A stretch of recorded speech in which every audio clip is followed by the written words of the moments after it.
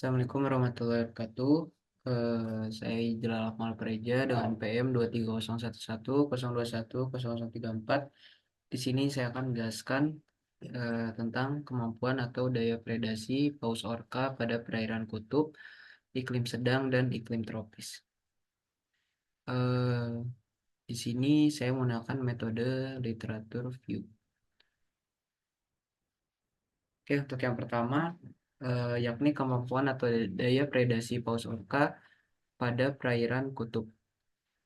Paus pembunuh di wilayah kutub terkenal dengan teknik berburu yang canggih seperti wave washing dan carouseling.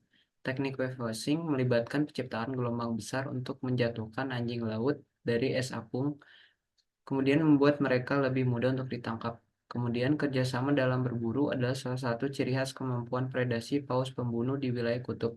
Mereka sering berburu dalam kompleks dan juga dengan kelompok keluarga yang terorganisir dengan baik, yang memungkinkan mereka untuk mengatasi mangsa yang lebih besar dan kuat.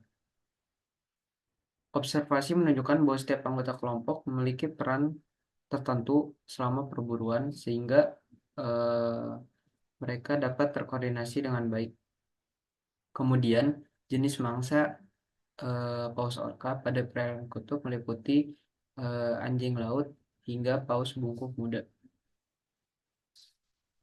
Selanjutnya, dampak ekologis dari predasi paus orca pada perairan kutub, yakni memiliki dampak yang signifikan terhadap ekosistem kutub sebagai predator puncak. Mereka membantu mengatur populasi spesies mangsa dan menjaga keseimbangan ekosistem. Di Antartika, predasi terhadap anjing laut dan penguin oleh paus pembunuh dapat mempengaruhi distribusi dan perilaku spesies ini, serta mempengaruhi dinamika rantai makanan lokal. Selain itu, paus pembunuh juga memainkan peran penting dalam pengendalian populasi paus lainnya seperti paus bungkuk dan paus minke. Selanjutnya yang kedua yakni kemampuan atau daya predasi paus orca pada perairan beriklim sedang.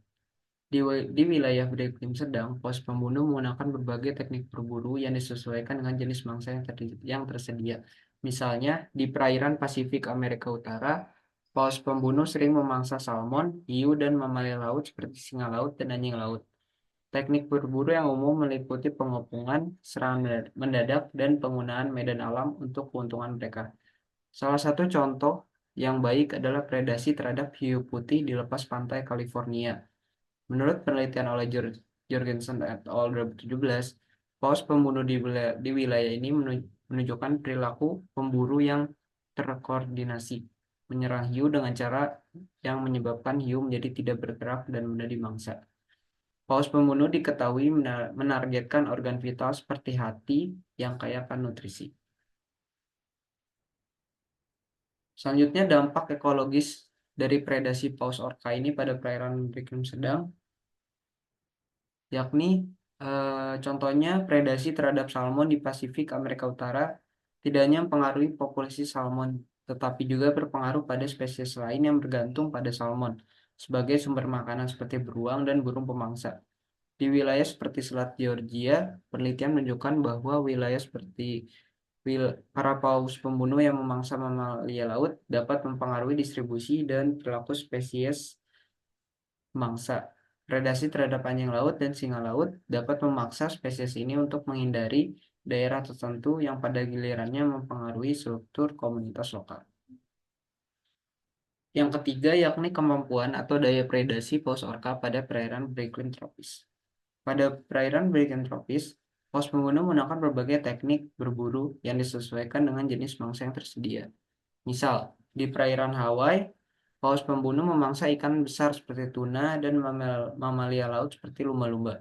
Mereka sering menggunakan teknik yang lagi-lagi sama, yakni teknik berburu yang melibatkan pengepungan mangsa dan serangan mendadak yang terkoordinasi. Menurut penelitian Baird et al. 2006, paus pembunuh di perairan Hawaii menunjukkan perilaku berburu yang sangat terkoordinasi ketika menangkap tuna. Mereka seringkali mengepung kawanan ikan, mendorong mereka ke permukaan air atau ke arah pantai, sehingga memudahkan anggota kelompok untuk menyerang ikan yang tertangkap. Teknik ini menunjukkan kemampuan paus pembunuh untuk menyesuaikan strategi berburu dengan jenis mangsa dan kondisi lingkungan yang ada. Selain itu, paus pembunuh di wilayah tropis juga menggunakan strategi berburu yang memanfaatkan formasi terumbu karang dan laguna untuk menjebak mangsa. Mereka diketahui sering berpatroli di sekitar formasi ini untuk mencari mangsa yang terjebak dan atau berlindung di sana. Yang mana teknik atau daya predasi tersebut menunjukkan adaptasi yang cerdas terhadap kondisi lokal. Dampak ekologis predasi paus orca pada perairan beriklim tropis, yakni lagi-lagi memberikan dampak yang signifikan terhadap ekosistem. Sebagai predator puncak, mereka mengatur populasi spesies, mangsa, dan menjaga keseimbangan ekosistem. Misalnya, predasi terhadap tuna di perairan tropis tidak hanya mempengaruhi populasi tuna saja, tapi juga berpengaruh pada spesies lain yang bergantung pada tuna sebagai sumber makanan. Di wilayah seperti Indonesia, penelitian menunjukkan bahwa pos pembunuh yang memangsa mamalia laut dapat mempengaruhi distribusi dan perilaku spesies mangsa.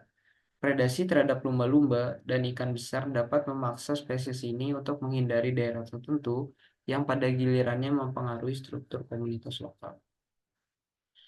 Dan yang terakhir, ada kesimpulan.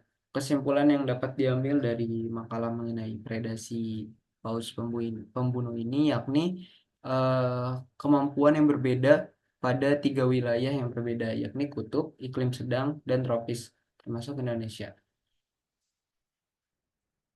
Yakni di wilayah kutub, paus orca cenderung memburu mangsa besar seperti anjing laut dan lumba-lumba. Mereka memanfaatkan es sebagai tempat persembunyian kemudian meluncur menyerang mangsa. Kondisi lingkungan ekstrim di kutub memberikan tantangan tersendiri, tetapi pos orca telah berkembang untuk bertahan dan beradaptasi dengan keadaan tersebut.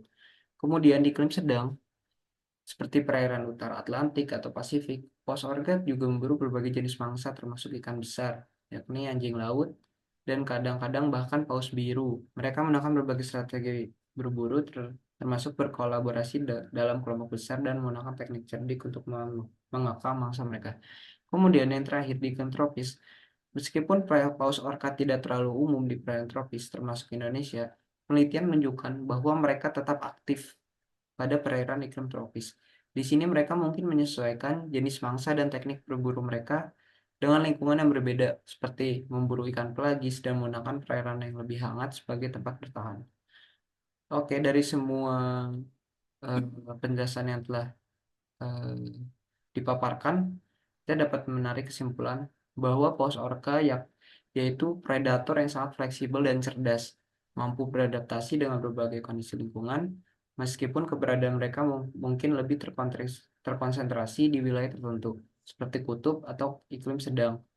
Penelitian yang lebih cepat mungkin diperlukan untuk memahami peran mereka dan dampaknya terhadap ekosistem di wilayah tropis, termasuk Indonesia, karena paus orca masih belum terlalu umum di perairan tropis. Baik, sekian penjelasan mengenai makalah dengan judul Kemampuan dan Daya Predasi Paus Orca pada tiga perairan. Eh, Terima kasih dan mohon maaf. Eh, Assalamualaikum warahmatullahi wabarakatuh.